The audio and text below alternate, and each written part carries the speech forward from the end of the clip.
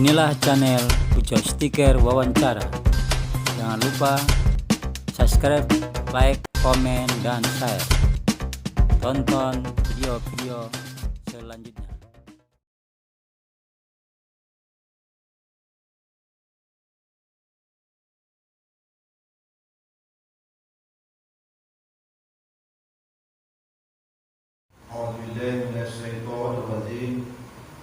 Bismillahirrahmanirrahim. Assalamualaikum warahmatullahi wabarakatuh. Alhamdulillahirabbil alamin. Wassalatu wassalamu ala asrofil anbiya'i wal mursalin wa ala alihi wa ashabihi ajma'in. Amma ba'du. Bersyukur kita kepada Allah Subhanahu wa taala atas nikmat, rahmat, taufik dan hidayahnya. Alhamdulillah, pagi hari ini kita tadi bisa sujud berjamaah. Insyaallah sujud kita itu diterima di sisi Allah Subhanahu wa taala. Amin. Selawat beriring salam kita sampaikan kehadiran junjungan kita, Rasul kita, Nabi Muhammad Rasulullah sallallahu alaihi wasallam. Allahumma shalli wa sallim wa barik alaihi. Insyaallah kita kelak menjadi umatnya yang menerima syafaat di kemudian hari kelak. Hormat kami kepada Ketua BKM serta pengurus dan jajarannya. Al Ustaz, alhamdulillah bisa terkejar dari Medan pagi hari ini. Terima kasih Pak Ustaz. Ketua AUI, sahib saya Ustaz Indra BMT, para ketua guru, Bapak Ibu, para jemaah salat subuh rahimakumullah. Terima kasih waktu dan kesempatan yang diberikan kepada kami. Saya pagi hari ini alhamdulillah masih mendapat amanah sebagai Wakapolres Kota Tanjung Balai, hadir bersama teman-teman dari Babin Kamtibmas dan dari Kasat Bimas. Tentu pesan yang kami sampaikan adalah tentang hak Kamtibmas, memelihara keamanan dan ketertiban masyarakat. Semua orang ingin tertib, semua orang ingin aman, semua orang ingin nyaman. Ini tidak bisa diberikan tugas dan kewenangan tanggung jawab itu hanya kepada penegak hukum maupun orang yang menjaga keamanan. Bicara tertib, bicara aman, bicara nyaman, umat Islam, umat Muhammad Rasulullah SAW sesungguhnya adalah orang yang nomor satu paling tertib di dunia ini. Kenapa? Karena umat Muhammad telah menerima ajaran yang paling sempurna. Apa itu? Melalui siapa? Yaitu undang-undang yang diturunkan oleh Allah Subhanahu wa taala. Undang-undangnya apa? Semua kita tahu. Kita suruh baca Iqra. Iqra itu di mana? Al-Qur'anul Karim. Al-Qur'an merupakan petunjuk manusia, hudal nas, agar petunjuk itu diikuti. Saya sebagai orang penegak alat negara, penegak hukum, saya belajar hukum, undang-undang negara ini nggak ada apa-apanya. Paling sempurna undang-undang itu adalah undang-undangnya Allah, yaitu Al-Quran, yang diturunkan oleh Allah Subhanahu Wa Taala kepada Nabi Muhammad SAW. Itu di sana sudah terdapat aturan-aturan yang begitu dahsyat dari zaman dunia yang belum ada sampai nanti zaman akhirat. Di sana mengatur tentang perintah, di sana ada larangan, di sana ada petunjuk. Apa perintahnya dalam Al-Quran? Sholat. Ketika orang sholat, orang belajar sholat, orang mengerjakan sholat, itu sudah tertib. Tertib dia. Sholat subuh, cara manggilnya Allahu Akbar, Allahu Akbar. Azan berkumandang. As-salatu khairun minan naum. Baik, bangun kamu. Karena sholat itu lebih berat daripada tidur. Pasti kita akan bangun, bergetar hati kita melaksanakan mandi, wudu. Kita sudah bersih, kita sudah tertib, datang ke masjid. Perintahnya apa, petunjuknya apa? Kalau kamu sholat subuh 2 rakaat, tidak ada yang berani melanggar lebih dari 2 rakaat atau 4 rakaat atau 6 rakaat atau 1 rakaat. Petunjuknya apa lagi? Kamu menghadap kiblat, itu kan petunjuk. Itu adalah tertib. Ya. Masuk masjid kaki kanan, tertib. Petunjuknya apa? Sebelum wudhu, sebelum sholat kamu berwudhu, bersih. Jadi kalau bicara ketertiban, kenyamanan umat Islam tidak diragukan lagi, seharusnya seperti itu. Siapa penegak hukumnya ini? Penegak hukum Allah ini adalah para ulama, para ustaz, para kiai, BKN. BKN ini penegak hukumnya Allah juga. Kenapa? Diajar, mengajak orang mengaji tadi. Pak Ketua BKN menyatakan, ayo kita rame-rame sini, jangan minta-minta di sana. Itu kan membuat kebaikan. Kenapa? Mengganggu seperti lalu lintas. Ya memang seperti itu. Nah bagaimana itulah kami datang supaya kita bisa kerjasama antara polisi-polisinya Allah, ya penegak-penegak hukumnya Allah ini bekerja sama dengan penegak hukumnya negara. Siapa penegak hukumnya negara? Adalah Kepolisian Negara Republik Indonesia, Kejaksaan, Pengadilan, Pengacara. Itulah penegak hukumnya negara. Ini nggak bisa bekerja tanpa ada tadi polisi-polisinya Allah. Untuk menjaga keamanan siapa? Menjaga ketertiban siapa? TNI dan Polri. Ya. Ini ada rekan kita dari Langar, tetap aktif juga ikut kita. Jadi untuk menjaga keamanan ketertiban itu bukan hanya Polri saja, ada TNI. Di Pemda ada apa? Ada Satpol PP, polisi, Pamong Praja. Ya. Jadi semua ini harus bisa kerjasama dengan polisi-polisinya Allah tadi. Alangkah baiknya kalau polisi-polisi Allah tadi sudah berdakwah menyampaikan, kamu jangan merokok, kalau jangan begini di jalan ya. Ada tetangga kita berantem bertengkar, ya, ribut tetangga. BKN panggil, ayo sholat, suruh dia berwudu, dudukkan, apa masalah? Pasti dia akan menang. Sejuk hatinya. Kalau dipanggil kantor polisi, mereka oh gitu udah melapor kok, mentang-mentang banyak uang kau ya, fitnah yang terjadi. Maka kalau kita bisa kerjasama, dipanggil ke masjid, ayo Pak berwudu. Apa tuh persoalan rupanya? Ini buang sampah di sebelah rumahku. Ini dia dulu kan, berwudu. Pasti tenang dia. Tidak bisa selesai berkelahi baru lapor ke polisi negara, gitu. Ya, itu harapan kami. Ini Pak udah panggil Kepling, udah panggil ini, nggak bisa Pak. Nah, panggil Pak Babin ini, datanglah Pak Babin, selesaikan. Nggak bisa tegakkan hukum. Tidak bisa, kita kirim ke Pulau Simardan. Nah itulah hasil kerjasamanya seperti itu. Ya, tapi harapan kami polisi-polisi Allah ini bekerja, termasuk Pak Ibrahim itu, polisinya Allah dia tiap subuh diajak orang sholat subuh berkeliling supaya bisa nanti kayak mana sholat Jumat, insya Allah. Itulah polisi-polisi Allah. Karena sesungguhnya arti daripada polisi itu adalah melindungi, melayani, mengayomi. Siapapun orang yang bisa melindungi dirinya, melindungi anaknya, melindungi istrinya, melindungi suami itu adalah polisi ya. Karena arti kata polisi itu adalah melindungi, melayani, mengayomi. Yang melindungi, melayani masyarakat secara umum adalah Polri, polisinya Republik Indonesia. Siapa? Alhamdulillah hari ini saya masih mendapat amanah itu. Contoh bicara ketertiban. Untuk tertib dalam tadi saya sampaikan rukun sholat, tertib kita ibadah haji seluruh dunia bermacam-macam bahasa. Imam menyatakan walatolin, semua umat manusia bisa menyatakan amin. Kalau kita di Masjidil Haram sana tahu tertib.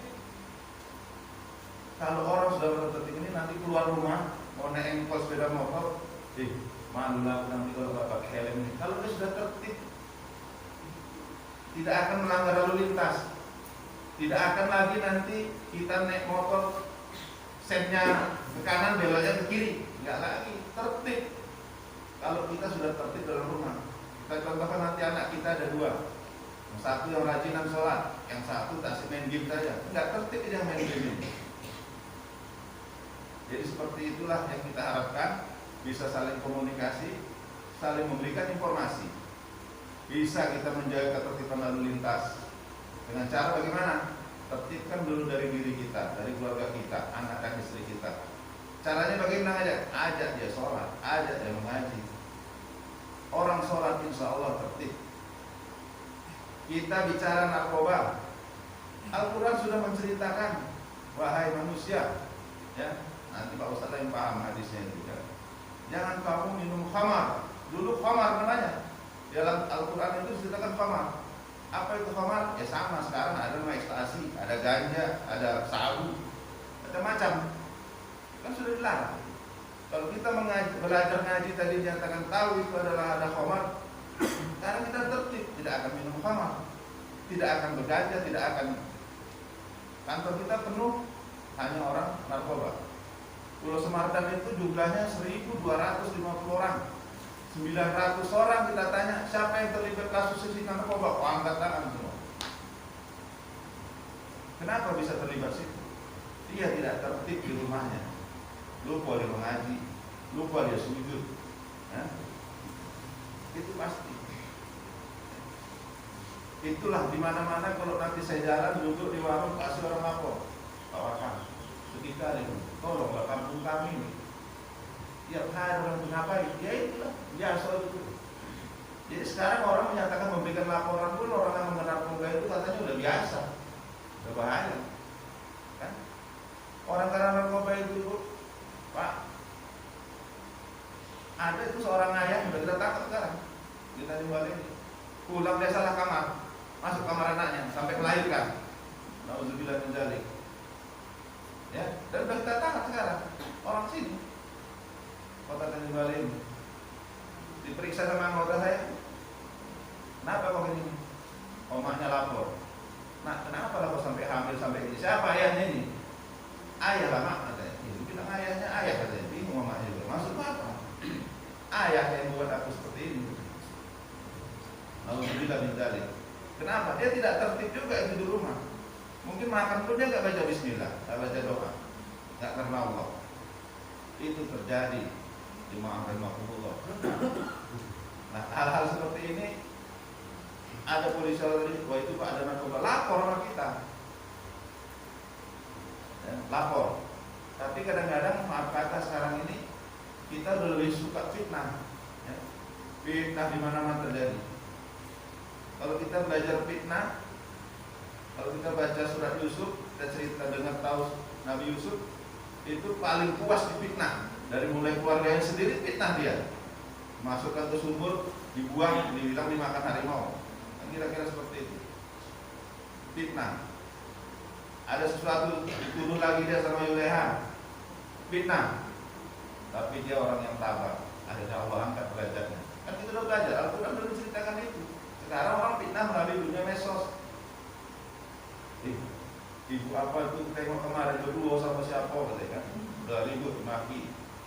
Lapor lagi ke polisi, Pak polisi, ini status orang ini memaki-maki saya. Kenapa dia dimaki-maki? Rupanya sebelumnya itu status dia begitu juga, caci maki. Ada tetangga sebelahan, sebelah rumah ini, lapor juga. Siapa rupanya ibu ini? Status siapa ini? Sebelah rumahku. Ngapain ibu jauh-jauh datang polisi? Kalau sebelah ibu datangin aja. Apa masalahnya Pak? Bu, kenapa ibu bisa status ini? Berkelahi. Nanti ibu-ibu gitu juga, ini ada undian murah, dikirim uang 10 juta, hilang, lapor polisi. Pak polisi, aku udah diminta uang, ada uang berapa ibu kirim? 3 juta. Tapi barang kita dikirim-kirim, nah kemana dikirimnya? Tidak dicek dulu. Media sosial ini bisa memudahkan kita, bisa menjerumuskan kita. Tapi saya pernah survei ketika saya berbicara di hadapan para mahasiswa. Saya ngomong begini, semua pegang HP, saya suruh angkat tangan, saya buktikan mereka semua itu 80% membuka status yang tidak ada manfaatnya, ya. Bukan untuk kuliah, padahal dia mahasiswa. Bukan saya pikir buka belajar online, bukan. Angkat tangan, buka statusnya semua mengunjungi situs-situs yang tidak ada manfaatnya. Itu yang terjadi. Nah ini semua polisi-polisinya Allah, polisi-polisinya di rumah, ayah ibu, siapapun dia untuk saling mengingatkan. Itulah kerjasama yang diharapkan. Anda memang tidak mampu lagi menasihati, tidak mampu lagi diberitahu, kira-kira dobil, ya, lapor ke Babin Kamtimas kami yang ada. Kita ini kan sekarang masih curiga, benci sama orang keplik pun kita curiga, benci. Tahunya Bu, begini begitu, fitnah. Kita percayakan aja Pak Kepling mimpin kita, orang yang kepala lingkungan kita. Jangan difitnah. Dia kan sudah disumpah. Sudah disumpah. Tahunya Bu. Itulah yang terjadi kebencian. Padahal itu adalah merupakan penyakit. 60% penyakit manusia itu adalah dari kebencian. Kalau kita maafkan aja, kita doakan aja orang itu, ya Allah, itu rumah saya belum siap ya. Mudah-mudahan dimudahkan rezekinya sama Allah. Besok siapkan rumah ini. Siapnya kan bahagia dia. Besok kehujanan kita lewat, disuruhnya singgah. Ini kalau dia bawa mobil baru, tahunya itu dari mana? Kita doakan, ya Allah, alhamdulillah tetangga punya mobil baru. Mungkin besok aku tak ada perlu, bisa lah dibawanya. Doakan yang baik. Ya. Itulah penyakit hati. Ya. Dan itu mengakibatkan penyakit hati ini selalu datangnya kantor polisi. Makanya saya sampaikan ini, melapor dia sakit hatinya. Pak polisi, aku begini-begini, laporkan ini. Alat bukti belum cukup kita temukan. Kan belum bisa kita proses lebih lanjut sampai pengadilan. Udah difitnah polisi. Ayolah polisi ini, tentang orang susah, laporan awal nggak ditanggapi, nggak ada buktinya. Begitu nanti dua alat bukti tercukup, lapor langsung kita tangkap. Karena memang ada dua alat bukti kita tangkap. Ayolah polisi, tentang dia orang kaya banyak duitnya, laporan pada kemarin ditangkapnya siapa? Fitnah lagi. Ya. Laporan itu sekian lama nggak ditanggapi. Ya, ada dua alat bukti yang perlu harus kita penuhi. Itulah yang terjadi. Ya kalau kami polisi sudah siap makan fitnah. Insya Allah, billahi ta'ala, ya saya pun mohon maaf. Anggota saya 300 orang. Tentu dari 300 orang ini kan macam-macam. Ya. Pasti adalah yang menyalahgunakan kewenangan. Ya hukuman Allah lah sama dia. Insya Allah dapat laknat Allah dia. Kenapa? Karena sudah disumpah dia. Tidak melaksanakan tugas sesuai dengan prosedur dengan kewenangannya. Dia sudah sumpah akan disumpah oleh Allah, akan dapat laknat dari Allah. Sudah serahkan sama Allah. Kemudian Bapak Ibu para jemaah rahimakumullah, hari ini dunia memang masih dapat cobaan.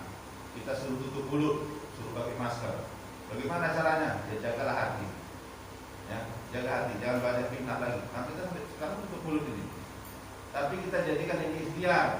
Ya, jangan lagi fitnah lagi. Ini apa yang pemerintah ini? Udah begini taruhnya corona itu, taruhnya ini. Nah, itu juga kita serahkan yang mengkaji tentang penyakit corona ini. Al-Quran sudah menceritakan juga kok. Gak usah banyak contohnya, itu contoh riwayat zaman Nabi Nuh. Nabi Nuh itu kan turunkan wabah gatal-gatal. Obatnya apa? Tahunya padahal kotoran orang dia sendiri kan, ngambil dari perahunya Nabi Nuh. Udah ada semua Al-Quran menceritakan itu. Ya. Mudah-mudahan hari ini kita ikhtiar. Pakai masker ini bukan karena takut. Nggak pakai masker itu karena sombong, katanya kan. Ikhtiar. Ya, karena kita suruh ikhtiar. Kenapa? Fatwa MUI sudah menyatakan. Bahkan Imam Masjidil Haram pun hari ini tidak menerima kita untuk berkunjung ke sana. Artinya apa? Memang dunia sekarang baru mendapat wabah ini.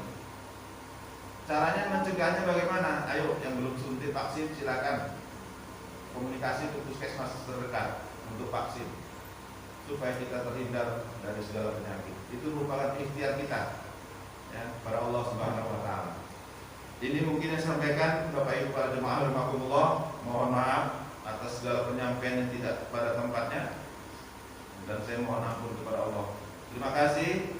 Billahi taufiq hidayah. Wassalamualaikum warahmatullahi wabarakatuh.